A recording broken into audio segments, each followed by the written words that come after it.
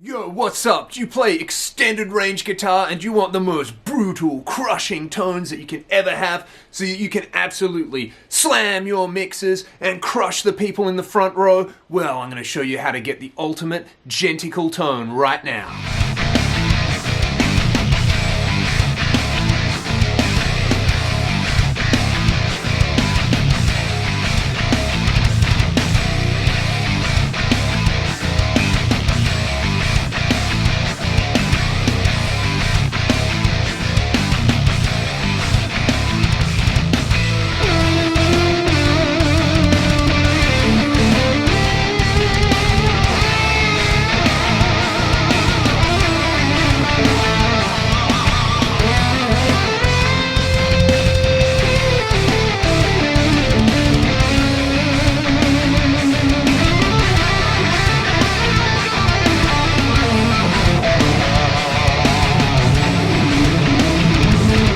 In all seriousness though, I want to show you guys how to dial in some modern extended range tones. We're talking about Djent, so whether Djent is a meme or a lifestyle for you, hopefully you can learn something from this video. I'm using the Axe-FX3, but most of these tricks will apply to basically any rig that you want to use. So let's get straight into it. I'm playing this Bacchus Inspiration 7-string. Look at how pretty this thing is. I'm borrowing this from my buddy Tim at MT Guitars. He was kind enough to loan me this, and I've got it in drop A at the moment. So standard tuning for a 7-string, but the low string is A.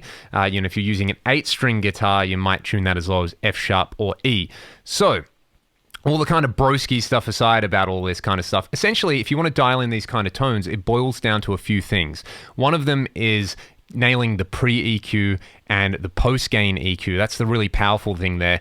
Extended range guitars, obviously you're using extremely low tuning, so there's going to be extra low-end content coming out of your guitar. So the basic idea is cut bass, then distort your sound as much as you like. You think of like a band like Polyphia, they're using quite a twangy kind of tone. If you think of like a band like Periphery, they're probably using more of like a traditional sort of metal tone with lots of gain, quite scooped, quite chunky sounding. And it's choosing the right amp, choosing a good IR, and then using things like multiband compression and a few other little tricks. So let's dive straight into it. At the moment, I'm using the PV5150 model, and I have got this IR that I shot of a Mesa 212 with a vintage 30 speaker using a Shure SM7, this mic that I've got right here. So the vintage 30, that's just, it's the speaker for a lot of metal. You can experiment with other IRs, but I find that's a really good place to start. With the 5150 at stock settings, it sounds like this.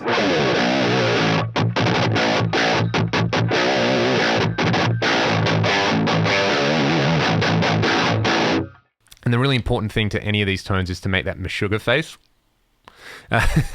All right, so what we want to do there, that sounds okay. What we want to do is let's use a pre-boost using the Axe-FX3 input boost. I'm going to select it right there. If we go into the preamp tab, you can select between different boost types. The Tube Screamer is a really popular one, but I like the new Grinder boost based on a Fortin grind pedal, and I'll just turn the gain up to around 18 dB. So straight away, what this is going to do is tighten up the low end a lot, because essentially just like a pre-EQ boost with a lot of level.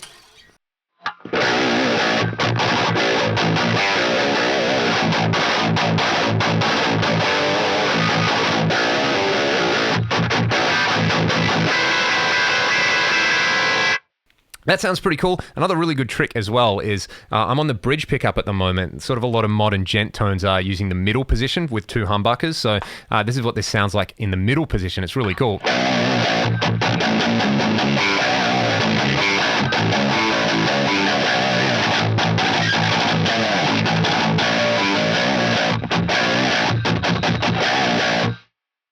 Certainly goes a long way to sort of getting some of that like clangy, mid-rangey kind of thing happening. So let's tweak the amp now. What I'm going to do is use the depth control to dial in more low end. If you turn the depth up on the 5150, it's pretty cool. You get this.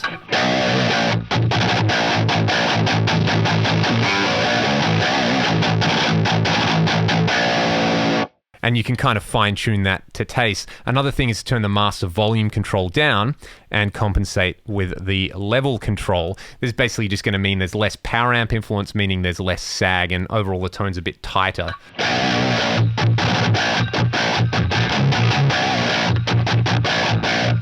So that's pretty cool. What we can do is, if you want more of, like I was saying, that sort of traditional metal sound with this, basically just turn the gain up, turn the bass and treble up, and scoop out the mids. You get this.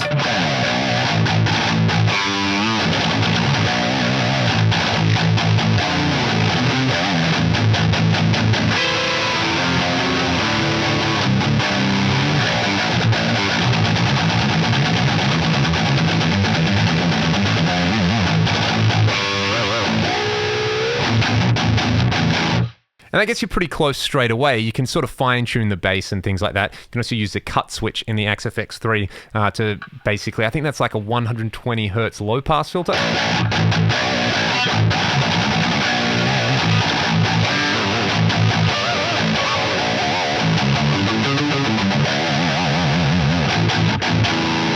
So that's pretty cool, and depending, if you're using an 8-string, what I would recommend is use less bass on the amp and basically high pass the guitar. You can use a filter or something like that. The grinder boost is doing that for us, which is super cool. So you can then tweak, on this amp, I find the 5150 turning the presence up just a little bit, turning the gain up a bit more if you want that kind of thickness. On the middle pickup sounds like this.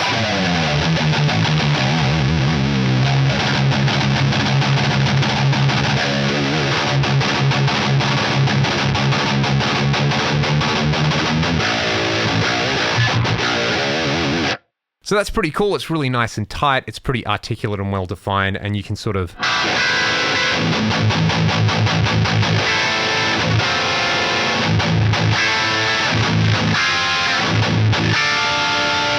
get those really nice detailed chords happening in there. So that's pretty cool. We can try some different IRs as well. There's some really good V30 IRs in the box. There's the Djent IR, which sounds like this. This is a 57-121 blend. I'll go back to the middle pickup.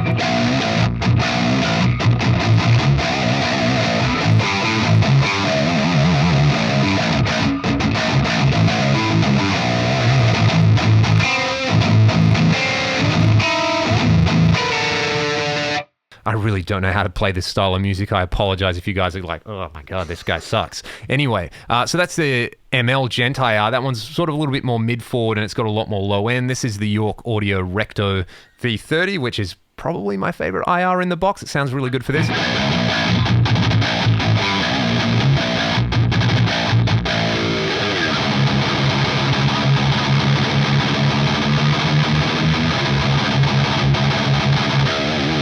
Another cool trick as well for this kind of Djent stuff is rather than like have when you're muting, rather than have your hand here on the bridge, actually put it over so you're like right on the strings. This is the difference in sound.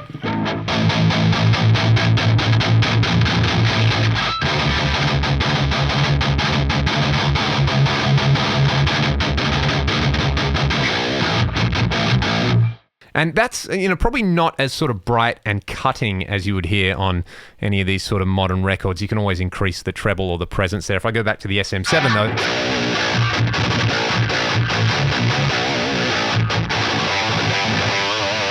that's kind of got a bit more of that going on. A couple of other amps that you can try. Let's try the Friedmann Hp. This one sounds pretty good straight out of the box.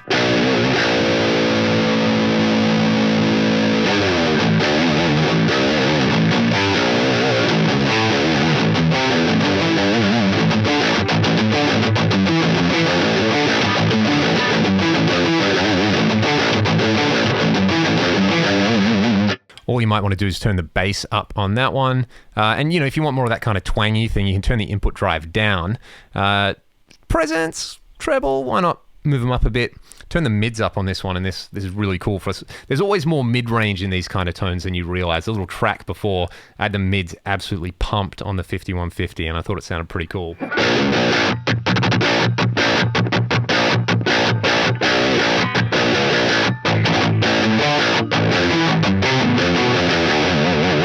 That was really good. I really like the Friedmann over the 5150. If I was playing this style of music, you can really slam the gain on it too.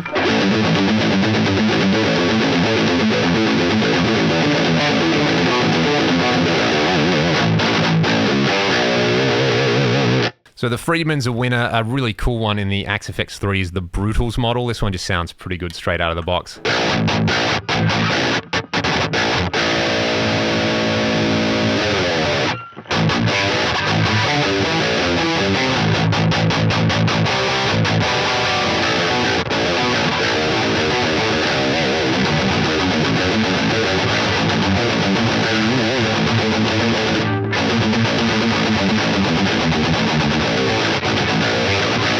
So that's a really cool one. So essentially, as you can see there, just by adding a pre-boost and then playing around balancing out the EQ controls on the amp, you've got your pre-boost, which is like your pre-EQ. You can use a filter or something like that for this. Maybe let's have a look at that. If we use a parametric EQ, and what we're going to do is here, I will use a blocking filter.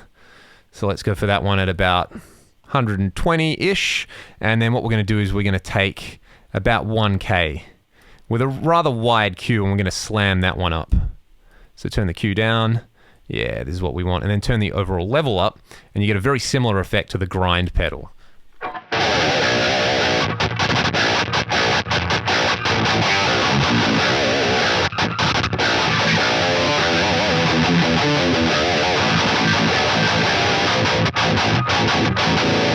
Which is super cool, right? One other trick is the anti-Snape multi-band compression trick. These are the settings that I'm using here.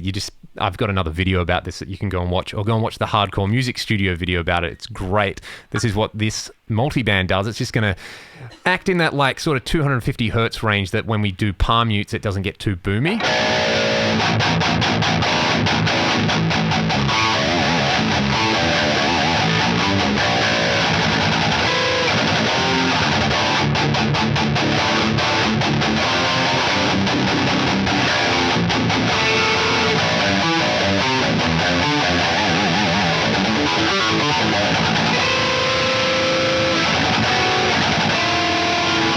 All that kind of stuff. So that's pretty cool, multi-band compression. And the final thing is obviously using a gate if you want to get those super like glitchy sort of sounds. So what I would recommend here is crank the ratio, crank the threshold, and just play around with it until you sort of get that scratchy sound you want. So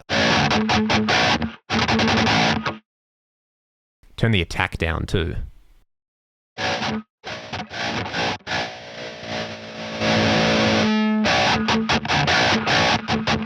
You can hear there that right on that sort of bridge, it's starting to suck it down a bit too much.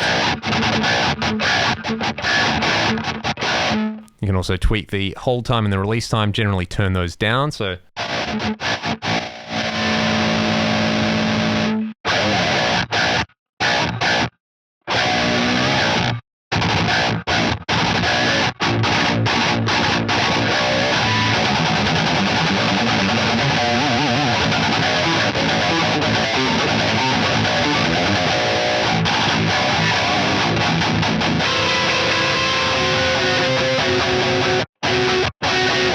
I don't know what that chord was at the end there. That sucked.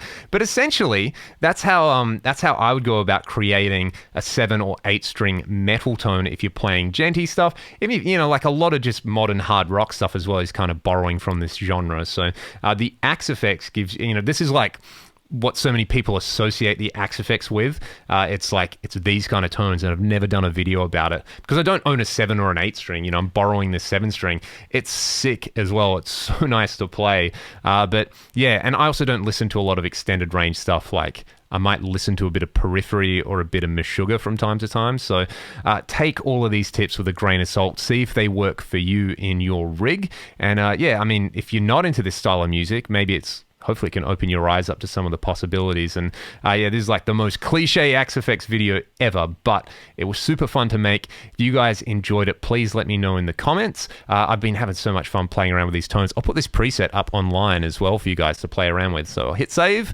And by the way, if you want to export presets in the Axe Effects 3, go to Preset, Export Preset, and basically save it somewhere. So there you go. And then you can upload it to AxeChange, which I will do with this. Thank you guys so much for watching. Thank you for putting up with my general like noobness when it comes to this style of music. And I hope there's something useful in there. And like I said at the beginning, bro, you can crush it. You can nail your mixes. No, just have some fun. Let me know what you think in the comments, and I'll see you guys around. Thanks for watching.